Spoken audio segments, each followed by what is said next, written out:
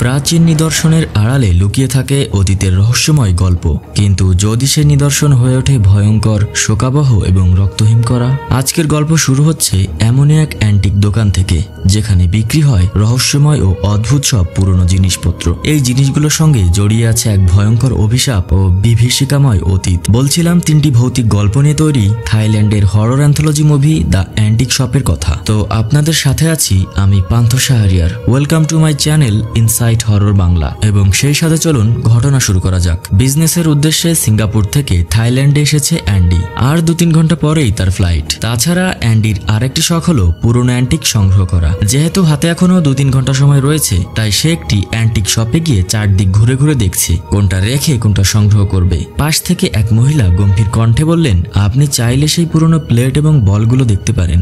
শুনেছি সিঙ্গাপুরিয়ানরা এই ধরনের প্লেট ও বল বেশ পছন্দ করে। তবে অ্যান্ডি কিছুটা অবাক হয়ে গেল। কিভাবে তিনি জানলেন যে সে একজন সিঙ্গাপুরিয়ান? যেন তার মনের প্রশ্ন বুঝতে পেরেই মহিলা হেসে বললেন, তার নাম ম্যাডাম এবং তিনি এই শপের ওনার। তিনি জানান এখন পর্যন্ত তিনি বহু টুরিস্ট দেখেছেন, তাই চেহারা দেখেই বুঝতে পেরেছেন যে অ্যান্ডি একজন সিঙ্গাপুরিয়ান। তবে তার কথার বাচনভঙ্গিতে ছিল এক ধরনের রহস্যময়তা, যা অ্যান্ডির মনে কৌতূহল জাগিয়ে তোলে। অ্যান্ডি মনোযোগ দিয়ে তার কথা শুনতে থাকে। ম্যাডাম জানান এখানে থাকা প্রতিটি অ্যান্টিকের পেছনে একটি করে রহস্যময় ঘটনা লুকিয়ে আছে। তিনি অ্যান্ডিকে বলেন, তুমি যে কোনো একটি বেছে নাও, আমি তোমাকে তার পেছনের গল্প শোনাবো। ভালোভাবে অ্যান্টিক শপটি ঘুরে দেখতে গিয়ে অ্যান্ডির নজরে পড়ে এক স্টাফ চেয়ারে বসে আছে। ছেলেটার নাম অ্যালেক্স, সে এখানেই কাজ করে। হঠাৎ করে অ্যালেক্স চেয়ার থেকে উঠে দাঁড়াতেই অ্যান্ডির চোখ পড়ে চেয়ারটিতে রক্ত লেগে আছে। ঠিক তখনই কোনো অদৃশ্য শক্তির মতো চেয়ারটি নিজে থেকে নিচে পড়ে যায়। অ্যান্ডি কিছুটা সন্দিহান হয়ে পড়ে, এই মুহূর্তে আসলে কি ঘটলো। তার ভাবনার মাঝেই পেছন থেকে ম্যাডাম জানায় এই চেয়ারটিতে বহু মানুষ আঘাতে জর্জরিত হয়ে মৃত্যুবরণ করেছে। তবে একজন ব্যক্তি সে ঘটনা থেকে বেঁচে গিয়েছিল। লোকটি ছিল একজন ইন্দোনেশিয়ান। ফ্যামিলির ইচ্ছার বিরুদ্ধে গিয়ে সে নতুন সংসার শুরু করেছিল, কিন্তু তার জীবনে এক বড় সংকট ছিল অর্থের অভাব। 8-10টা সাধারণ মানুষের মতোই তারও স্বপ্ন ছিল কিছু টাকা পয়সা উপার্জন করে পরিবারকে এক ভালো অবস্থানে নিয়ে যাওয়া, আর এই স্বপ্নই তাকে ইন্দোনেশিয়া থেকে টেনে এনেছে থাইল্যান্ড পর্যন্ত। এই গল্প হচ্ছে ওয়াদি নামক এক ব্যক্তির, যার জীবন এখন এক বিভীষিকাময় অধ্যায়ের মধ্য দিয়ে যাচ্ছে। গত কয়েকদিন ধরে তাকে নির্মমভাবে টর্চার করা হচ্ছে। তবে যারা তাকে অত্যাচার করছে তারাও যেন টর্চার করতে করতে হাঁপিয়ে উঠেছে। বিরক্ত হয়ে একজন তার বসকে ফোন দিয়ে বলল, এই ইন্দোনেশিয়ানরা আসলে কোন মাটিতে তৈরি? এতদিন ধরে টর্চার করছি, কিন্তু এর মুখ থেকে তো একটা কথাও বের হয় না। তবে তাদের বস কোনো অজুহাত শুনতেই রাজি নয়, বরং আরো কঠোরভাবে নির্দেশ দেয় যে যেভাবেই হোক ওর মুখ থেকে কথা বের কর। ওয়াদি তখন মাটিতে লুটিয়ে পড়ে আছে, অর্ধ মৃত অবস্থায়। একজন এগিয়ে এসে চেয়ারটা তুলে দাঁড় করায়, তারপর ঠান্ডা গলায় বলে, আমার জিনিসগুলো কোথায় রেখেছিস? নাকি সত্যিই বোবা, কথা বলতে জানিস না? এই বলেই তারা ওয়াদির ওপর আরো ভয়ঙ্করভাবে টর্চার চালাতে থাকে। কিন্তু তার চোখে স্পষ্ট সে সত্যি কিছু জানে না। তবে ওয়াদির দৃষ্টি হঠাৎ করে উপরের সিলিং এর দিকে আটকে যায়, যেখানে দুটো পা ঝুলিয়ে এক রহস্যময় অবয়ব বসে আছে। বোঝাই যায় সেটি সরাসরি তার দিকেই তাকিয়ে আছে। ঘটনার ধারা এবার ফ্ল্যাশব্যাকে ফিরে যায়। ওয়াদি ব্যাংককে এসে এক প্রভাবশালী মাফিয়ার ড্রাইভার হিসেবে কাজ শুরু করে নিজের স্বপ্ন পূরণের আশায়। তার বসের নাম হচ্ছে চাই। সেখানে এসেছে মাদকদ্রব্য সংগ্রহের জন্য। এজন্য দুজনকে পাঠিয়েছিল একটি ড্রাগের স্যাম্পল নিয়ে আসতে। তবে তারা কাজটি ঠিকভাবে করতে পারেনি, যার ফলে চাই খুবই রেগে যায় এবং তাদেরকে গালাগাল করতে থাকে। কিছুক্ষণ পরে চাই গাড়িতে এসে বসে এবং ওয়াদির দিকে তাকিয়ে জিজ্ঞাসা করে, তুমি কি আমাদের কথাগুলো শুনেছো? ওয়াদি জানায় সে থাই ভাষা বোঝে না, সে শুধু ইংলিশ জানে। এই কথাটা সম্পূর্ণ মিথ্যা। সে আসলে থাই ভাষা ভালোভাবেই বুঝতে পারে। তার বস চাই এবার তাকে এক প্রলোভনমূলক প্রস্তাব দেয়। ড্রাগস সাপ্লাইয়ের বদলে তাকে এক্সট্রা টাকা দেবে, কিন্তু ওয়াদি প্রথমে এতে সম্মতি দেয় না। তবে এক পর্যায়ে অতিরিক্ত জোরাজোরির কারণে সে রাজি হয়ে যায়, কারণ শুধুমাত্র ড্রাইভিং করে তার সংসার তেমন ভালোভাবে চলছিল না। কিছু বাড়তি টাকা পেলে তার জীবনযাত্রা আরো সচ্ছল হবে, এই ভেবেই সে কাজটা হাতে নেয়। তবে পরবর্তীতে ওয়াদি ড্রাগসগুলো কোথাও সাপ্লাই করেনি। তবে ড্রাগসগুলো কোথায় আছে সেটাই জানার জন্য ওয়াদিকে ধরে আনা হয়েছে। এখন তারা দুজন মিলে তাকে আর একটি নির্জন জায়গায় নিয়ে যাচ্ছে। ওয়াদি সুযোগ পেলেই পালানোর চেষ্টা করে, কিন্তু তখনই একজন তার পায়ে গুলি করে দেয়, যার ফলে সে আর পালাতে পারে না। এতে তার সঙ্গী ক্ষিপ্ত হয়ে বলে, তুই ওকে গুলি করলি কেন? যদিও মারা যায় তাহলে ড্রাগসের খবর কোথা থেকে পাবি? এই নিয়ে দুজনের মধ্যে তীব্র ঝগড়া শুরু হয়ে যায়। এর মাঝেই মাটিতে পড়ে থাকা এক ভাঙা সানগ্লাসের প্রতিফলনে ওয়াদি আবারও সেই রহস্যময় অবয়বটিকে দেখতে পায়। এবার ওয়াদির চোখ বেঁধে তাকে আরেকটি অজানা স্থানে নিয়ে যাওয়া হয়। সেখানে পৌঁছানোর পর তারা দুজনে আবারও তাকে জিজ্ঞাসা করে তাদের হ্যালো এভরিওয়ান, আপনারা কি আপনাদের নিত্য প্রয়োজনীয় গ্যাজেট আইটেম খুঁজছেন? তাহলে গ্যাজেট গ্রিপ হতে পারে আপনাদের জন্য বেস্ট অপশন। আজই ভিজিট করুন গ্যাজেট গ্রিপের ফেসবুক পেজ আর অর্ডার করুন আপনার পছন্দের পণ্যটি। জিনিসগুলো কোথায় রেখেছে? অশ্রুসিক্ত চোখে অদি জানায় সে কিছুই জানে না। তারা যা বলছে সে সম্পর্কে তার কোনো ধারণাই নেই। তবে তারা কিছুতেই অদির কথা বিশ্বাস করে না, বরং আরো হুমকি দিয়ে বলে, যদি মরতে না চাস তাহলে ভালোই ভালোই বল ড্রাগস কোথায়। অদি যদিও প্রচন্ড যন্ত্রণায় ছটফট করছিল, তবুও সে মুখ খুলে না। শেষ পর্যন্ত তারা নির্মম পথ বেছে নেয়। সেই স্থানটায় তখন টাটকা রক্তের ছিটা পড়ে আছে, পাশেই পড়ে আছে মানুষের ছিন্ন ভিন্ন মগজ। দিনরাত ভোর টর্চারের কোনো শেষ নেই। একটানা মারতে মারতে তারা ওয়াদির শরীরকে একেবারে বেহাল করে ফেলেছে। ওয়াদি তখন মাটিতে পড়ে থাকা এক পানির পাত্রের দিকে তাকিয়ে থাকে। তার ক্ষীণ দৃষ্টিতে ভেসে ওঠে সেই রহস্যময় অবয়ব, যা ধীরে ধীরে তার দিকেই এগিয়ে আসছে। ঠিক তখনই ওয়াদির ওপর আরো এক দফা নির্যাতন চালানোর জন্য তারা দুজন এগিয়ে আসে। একজন হাত বাড়িয়ে ওয়াদিকে আঘাত করতে যায়, কিন্তু হঠাৎ এক অদৃশ্য শক্তি বা অবয়ব সামনে এসে একজনকে ধাক্কা দিয়ে পেছনে ছুড়ে ফেলে। মুহূর্তের জন্যই পুরো পরিবেশটা থমকে যায়। পাশের জনকে সে আতঙ্কিত স্বরে বলে, এই তুই কি দেখেছিস কে যেন আমাকে ধাক্কা দিল? কিন্তু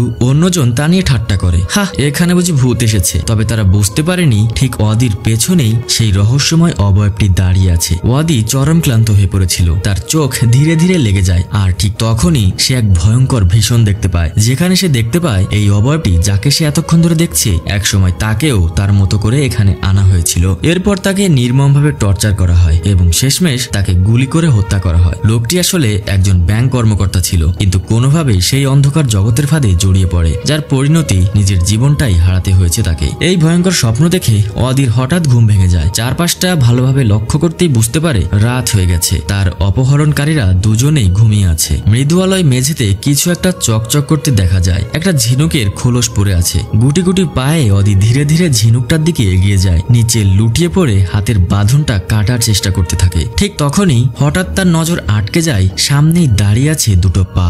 ধীরে ধীরে উপরে তাকাতেই দেখলো একটা বিভৎস অবয়ব দাঁড়িয়ে আছে, যার মাথার এক পাশ ফেটে মগজ বেরিয়ে এসেছে। অদির গা হিম হয়ে আসে। প্রচন্ড ভয় পেয়েও সে জানে চিৎকার করা চলবে না, তাই কয়েক মুহূর্ত চোখ বন্ধ করে রাখে। কিছুক্ষণ পর ভয়ে ভয়ে চোখ খুলে দেখে সেখানে আর কেউ নেই, যেন কিছুই ঘটেনি। তবে এবার অদির দৃষ্টি সরাসরি চলে যায় তাদের দুজনের পেছনে। সে দেখতে পায় এই রহস্যময় অবয়বটি ঠিক তাদের পেছনেই দাঁড়িয়ে আছে। তবে এবার মনে হচ্ছে অবয়বটি যেন অদিকে কিছু বোঝানোর চেষ্টা করছে। ঠিক তখনই হঠাৎ করে তাদের দুজনের ঘুম ভেঙে যায়। কিন্তু অবাক করা বিষয়, ওয়াদি ঠিক আগের মতোই নিজের জায়গায় বসে আছে। এদিকে তাদের ফোন বেজে ওঠে। অপর প্রান্ত থেকে তাদের বস জানিয়ে দেয় ওয়াদির রেস্টরুম থেকেই ড্রাগসগুলো উদ্ধার করা হয়েছে। এই খবর শোনার পর দুজনের পুরো পরিকল্পনাই বদলে যায়। এখন তাদের লক্ষ্য একটাই, অদিকে এখানেই মেরে ফেলা। কিন্তু অদি নিঃশব্দে পেছন থেকে তার হাতের বাঁধন কাটার চেষ্টা চালিয়ে যাচ্ছে। ওয়াদি এখন পুরোপুরি প্রস্তুত মরে যাওয়ার জন্য। সে চোখ বন্ধ করে ফেলে, গভীর শ্বাস নেয়। হঠাৎ সে খেয়াল করে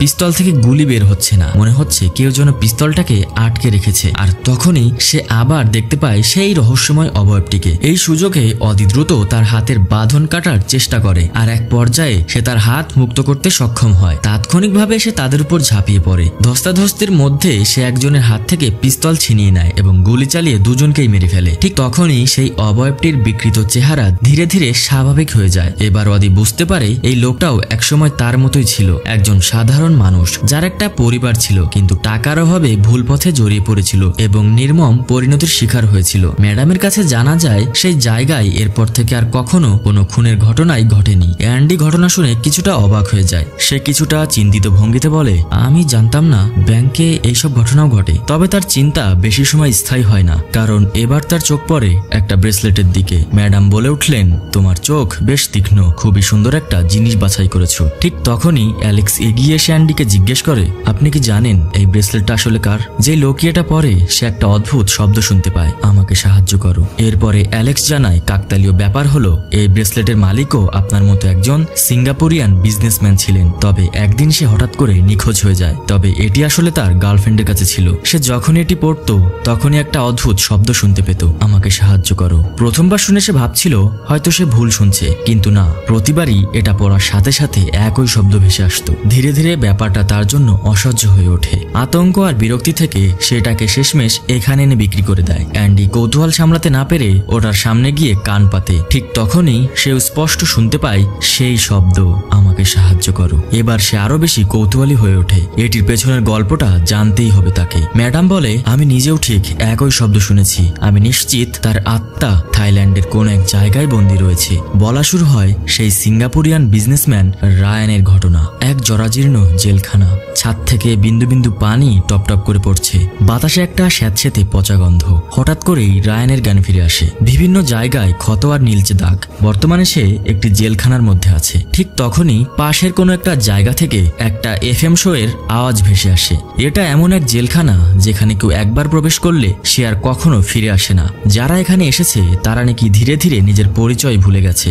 রায়ান অজ্ঞান থেকে জাগার পরই চেষ্টা করছে পুলিশদের ডাকতে, কিন্তু কেউ যেন তার আওয়াজ শুনতেই পাচ্ছে না। পুলিশেরা সবাই নিজেদের কাজে এতটাই ব্যস্ত যে তার দিকে ফিরেও তাকাচ্ছে না। হতাশ হয়ে রায়ান মাথা নিচু করতেই দেখে তার পায়ের সামনে কিছু একটা পড়ে গেল। সে নিচে তাকিয়ে দেখলো একটা আগরবাতি, কিছু ফল আর কিছু মিষ্টির মতো খাবার মেঝেতে ছড়িয়ে আছে। চারপাশটা খেয়াল করতেই রায়ানের চোখ পড়ল কাঠের ওপর লেখা কিছু শব্দের দিকে। থাই ভাষায় খোদাই করা, আমাকে এখান থেকে বের করো, আমি মুক্ত হতে চাই। ঠিক তখনই পাশের সিলিং থেকে একটা কালো অবয়ব হঠাৎ করে মাটিতে পড়ে যায়। রায়ান ধরফর করে পেছনে তাকায়। বিদঘুটে অন্ধকারের মধ্যে একটা কালো অবয়ব মেঝেতে শুয়ে আছে। তার হাত পা অস্বাভাবিকভাবে বাঁকানো। ভয়ে রায়ান আবারও পুলিশদের ডাকতে থাকে, কিন্তু তারা যেন কিছু শুনতেই পাচ্ছে না। ঠিক তখনই তার মাথায় প্রচন্ড ব্যথা শুরু হয়। সবকিছু যেন ঝাপসা হয়ে আসে। একটা ভীষণ রায়ান দেখতে পায় সে কেন এখানে বন্দী আছে তার আসল কারণ। থাইল্যান্ডে তার প্রেমিকা তার সাথে চিট করেছে,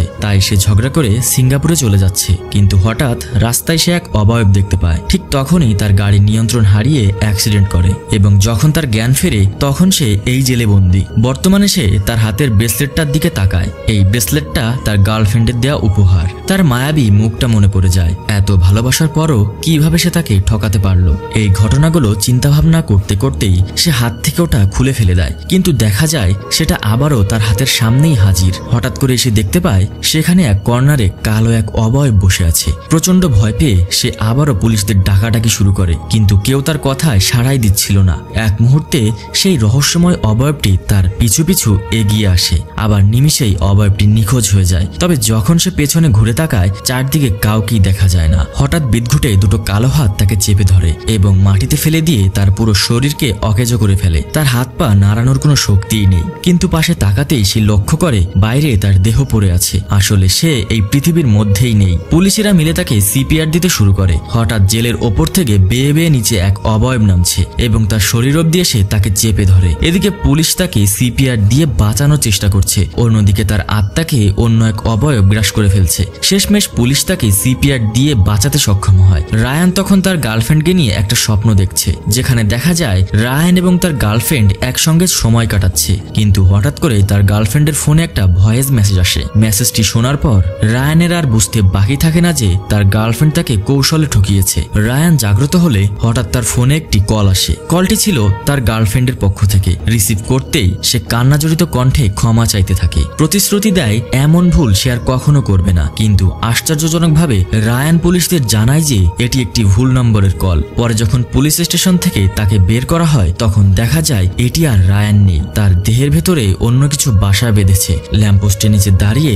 রায়ান এক মহিলার অবয়ব দেখতে পায়। তাকে দেখেই এক মুচকি হাসি দেয়। এটা সেই অবয়ব যাকে সে গাড়ি অ্যাক্সিডেন্টের সময় দেখেছিল। তবে এখন সবচেয়ে বড় প্রশ্ন হচ্ছে আসলে রায়ানের আত্মা কোথায়? এর উত্তরে ম্যাডাম জানায় তার আত্মা এটির মধ্যেই বন্দী রয়েছে। সবচেয়ে আশ্চর্যের বিষয় হচ্ছে এই ঘটনার পর রায়ানের কিছু আত্মীয় তাকে দেখতে গিয়েছিল, কিন্তু তারা বুঝতে পারে রায়ান যেন নিজেকেই ভুলে গেছে। যে কিনা আগে শুধুমাত্র ইংরেজি ভাষা জানতো, সে এখন থাই ভাষা ছাড়া কথাই বলে না। একজন মানুষ এত দ্রুত কিভাবে এতটা পরিবর্তন হতে পারে? তবে ম্যাডামের কাছে আরো জানা যায় সে জেলটা কোনো সাধারণ জেল নয়। এই জেলের মধ্যে কোনো মানুষ নয়, মানুষের আত্মা বন্দী হয়ে থাকে। অ্যান্ডি এখন এই স্টোরিটা নিয়ে ভীষণ কৌতূহলী। সে জানতে চায় এখন রায়ানের আত্মা কোথায়। কিন্তু কথা কেটে অ্যালেক্স হাসতে হাসতে বলে, আপনি মনে হচ্ছে ব্রেসলেটের চেয়ে গল্পের প্রতি বেশি আগ্রহী। তারা দুজন এই গল্পের রহস্য জানে, কিন্তু ইচ্ছা করেই সেটা অ্যান্ডিকে বলছে না। তাকে তারা রহস্যের গভীরে যেতে দিচ্ছে না, বরং প্রশ্নের মুখে ছুড়ে দিচ্ছে। হঠাৎ ম্যাডাম প্রসঙ্গ পাল্টে বলে, এই গল্প বাদ দাও, এই ছুরিগুলো দেখেছো?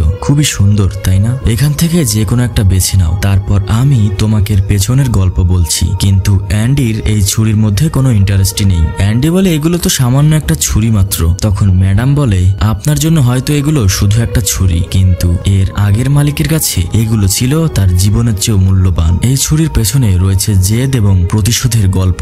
সং একজন কোরিয়ান লোক ছিল। সেই লোকটা শুধুমাত্র দুইটা বিষয় নিয়ে চিন্তা করত, প্রথমত জেদ এবং দ্বিতীয়ত প্রতিশোধ। তার কেনা প্রত্যেকটা ছুরির পেছনে রয়েছে আলাদা আলাদা রহস্যময় খুনের ঘটনা। এদিকে যতগুলো ছুরি দেখতে পাচ্ছেন সেগুলো তার সংরক্ষণ করা ওয়ান অফ দ্য বেস্ট কালেকশনের মধ্যে একটি। ম্যাডাম তাকে জিজ্ঞাসা করে আপনি কি জানেন তার ঘরের মধ্যে কয়টা ছুরি রয়েছে? অ্যান্ডি অজান্তে বলে বসে 5টাই হবে হয়তো। তবে ম্যাডাম তাকে জানায় তাহলে আপনাকে গল্পটা শোনানো যাক। সং তার বেডরুমের মধ্যে বসে একটি ভিডিও রেকর্ড করছে।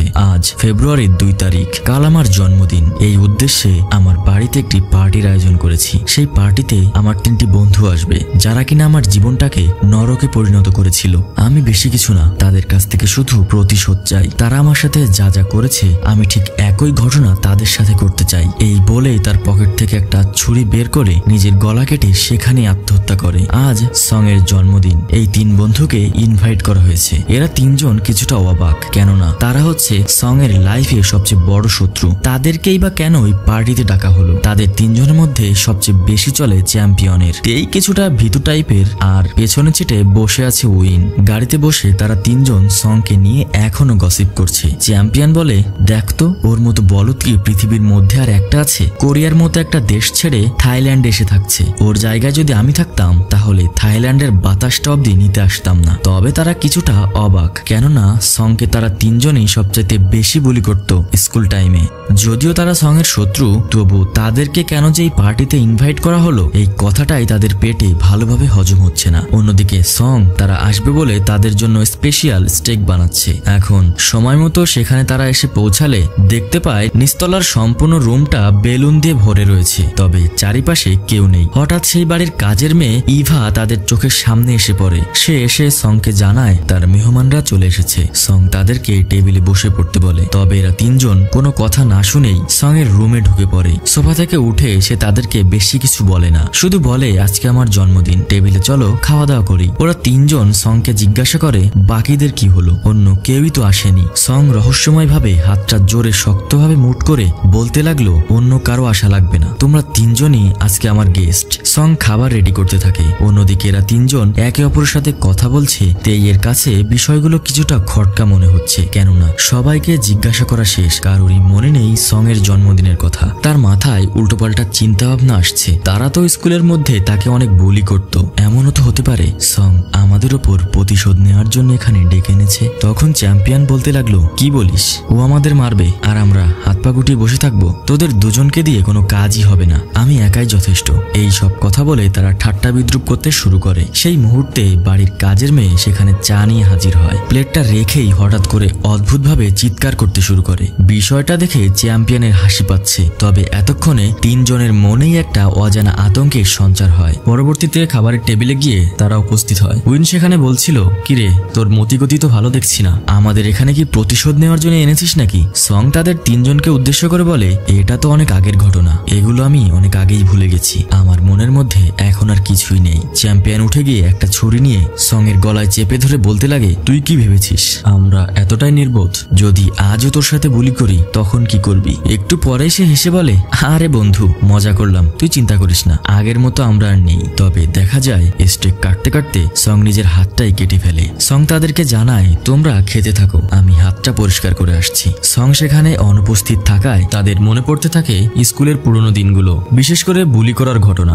আসলে একদিন স্কুলের ভেতরে তারা 3 জন মিলে সং এর কাপড় জ্বালিয়ে দেওয়ার চেষ্টা করেছিল। কাপড়ে আগুন ধরানোর সময় তারা ভুলবশত সং এর চুলে আগুন লাগিয়ে দেয়। মজার ছলে করা এই কাজটা তেই নিজের হাতে করেছিল। এখন বড় সমস্যা একটাই, প্রিন্সিপাল যদি দেখে ফেলে তাহলে সহজেই বুঝে যাবে যে তারা ইচ্ছে করেই সং এর চুলে আগুন লাগিয়েছে। তাই তড়িঘড়ি করে তারা বাজার থেকে ব্লেড কিনে আনে এবং সং এর পুরো মাথা কামিয়ে দেয়। কিন্তু সমস্যা এখানেই শেষ হয়নি। যে তার মাথা কামাচ্ছিল সে কাজটা ঠিকমতো করতে পারেনি, বরং সং এর মাথার চামড়া সহ কেটে দিচ্ছিল।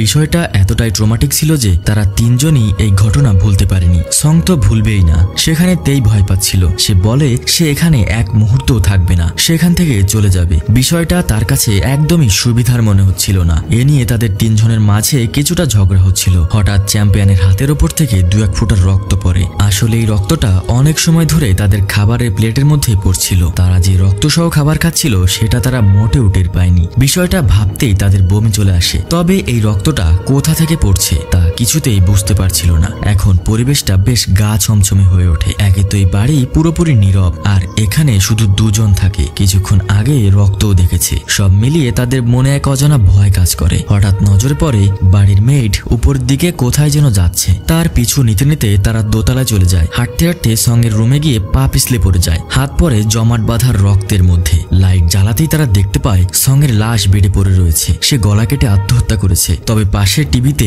একটি রেকর্ডিং চলছিল, যেটি গল্পের শুরুতেই আমরা দেখতে পেয়েছিলাম। এখন সবাই এক ভয়ের মধ্যে রয়েছে। চ্যাম্পিয়ন তাড়াতাড়ি ক্যামেরার ফুটেজের ডেট চেক করে এবং দেখে গত পরশু সং আত্মহত্যা করেছে। কিন্তু এখন প্রশ্ন হলো, এতক্ষণ ধরে যে রান্না করে খাওয়ানো হচ্ছিল তাকে করেছে। চ্যাম্পিয়নের মনে হচ্ছে তার বন্ধুরা হয়তো পুরো ব্যাপারটাই নাটক সাজিয়েছে। তাই নিশ্চিত হতে সে ডেড বডির উপর ছুরি দিয়ে আঘাত করে, যেন দেখতে পারে বডিটা আসলে জীবিত আছে কিনা। হঠাৎ তাদের মনে হলো দরজার সামনে দিয়ে সং হেঁটে চলে গেল। তাদের কাছে বিষয়গুলো আরো স্পষ্ট হয়ে উঠল। এইসব ঘটনা পুরোপুরি ভৌতিক। এখন তেই দুজনকে এখানে রেখেই চলে যেতে চাচ্ছে, কিন্তু চ্যাম্পিয়ন তাতে রাজি না। সে বলল, তুই এখানে আমাদেরকে ফাঁসিয়ে একা চলে যাবি? চিন্তা করিস না, আমরা পুলিশে ফোন করব। এমনিতেই তো 3 দিন আগে আত্মহত্যা করেছে, আমরা কি ওকে খুন করেছি নাকি? তবে তেই তাদেরকে বলে, খুন তো করিসনি, কিন্তু ওই ছুরি দিয়ে ওর গায়ে আঘাত করতে গেলি কেন? ওই ছুরির মধ্যে তো তোর হাতের ছাপ আছে। পুলিশ আসলে আমাদের তিনজনকে একসাথে ফাঁসাবে। এখন তাদের দুজনের মধ্যে তর্ক বিতর্ক শুরু হয়ে যায়। চ্যাম্পিয়নের একটাই কথা, তার অনুমতি ছাড়া কেউই এখান থেকে বের হতে পারবে না। বাঁচলে একসাথে বাঁচবে, না হলে একসাথে মরবে। এরপর ঘটে এক অদ্ভুত ঘটনা। ধস্তাধস্তির মাঝেই হঠাৎ রুমটি আবার চেক করে তারা দেখতে পায় খাটের মধ্যে সঙ্গের লাশ আর নেই। তারা অবাক হয়ে দেখে লাশটা শূন্যে ভাসছে। কিছু সময় পরেই লাশটা সজোরে নিচে পড়ে যায়। ভয়ে তারা দ্রুত নিচতলায় চলে আসে। এখন বাঁচার উপায় খুঁজতে খুঁজতে আলোচনার এক পর্যায়ে বিদ্যুৎ চলে যায়। তেই ফোনের লাইট জ্বালিয়ে তার 2 বন্ধুকে খুঁজছে, কিন্তু চ্যাম্পিয়ন এবং উইন তেইকে সেখানে দেখতে পাচ্ছে। অথচ তেই তাদের দুজনকে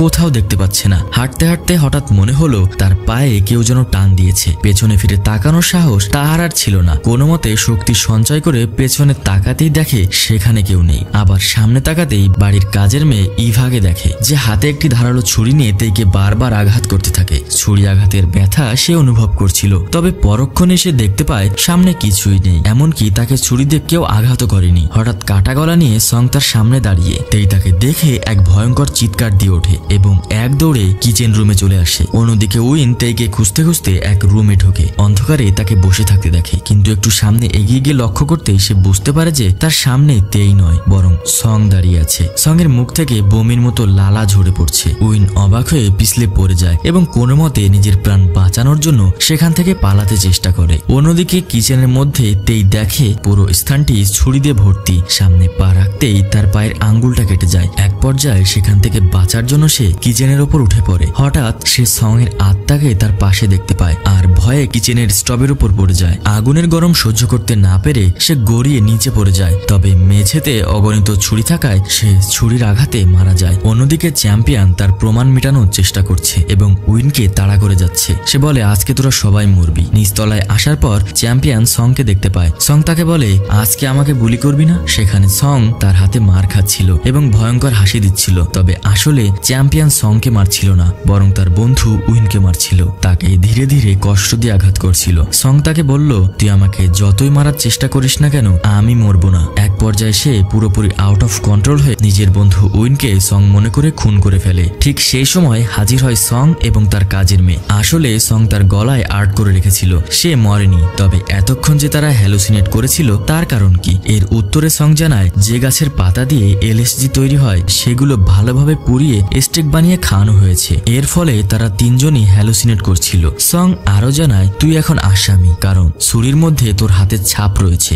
কিছুক্ষণের মধ্যে পুলিশ চলে আসবে। এখন তোর সিদ্ধান্ত, তুই জেলে পচে মরবি করবি নাকি এখানে নিজের হাতে মুক্তি পাবি? এই বলে পুলিশকে কল করে সং একটা নাটক তৈরি করে। ঠিক সেই মুহূর্তে চ্যাম্পিয়ন নিজেকেই ছুরি মেরে সেখানে আত্মহত্যা করে। এই ছিল সেই কোরিয়ান সিরিয়াল কিলারের ঘটনা। এখন ম্যাডাম তাকে জানায় সেই কোরিয়ান লোকটার একটা বিশেষ রোগ আছে। সেটা কি জানো? তার শরীরে কোনো আঘাত অনুভূত হয় না। ঠিক সেই মুহূর্তে সং এসে উপস্থিত হয় তার ছুরির কালেকশন নিয়ে। তবে অ্যান্ডি তাকে দেখে বুঝতে পারে এই তো সেই কোরিয়ান সাইকোপ্যাথ। সং তাকে বলে, গল্প শোনার চক্করে তো আপনি নিজের ফ্লাইটটাই মিস করে ফেলেছেন। অ্যান্ডি দেখতে পায় তার হাতে এখনো সময় আছে, তবে কিছুক্ষণের মধ্যেই সেখান থেকে চলে যেতে হবে। ম্যাডাম তাকে জিজ্ঞাসা করে, তাহলে আমার এই সব থেকে আপনি কি নিচ্ছেন? এর উত্তর এসে বলে, এই ব্রেসলেটটা প্যাকেট করে দিন। এবং যাওয়ার সময় অ্যান্ডি সংকে জিজ্ঞাসা করে, একদিন আপনার সাথে দেখা করতে হবে। সং উত্তরে বলে, আপনিই প্রথম ব্যক্তি যে প্রথম মোলাকাতের পর আবার দ্বিতীয় মোলাকাত করতে চায়। এখানেই শেষ হয় দি অ্যান্টিক শপ মুভিটি। ভিডিওটি ভালো লেগে থাকে তাহলে অবশ্যই লাইক করতে ভুলবেন না। চ্যানেলে নতুন হয়ে থাকলে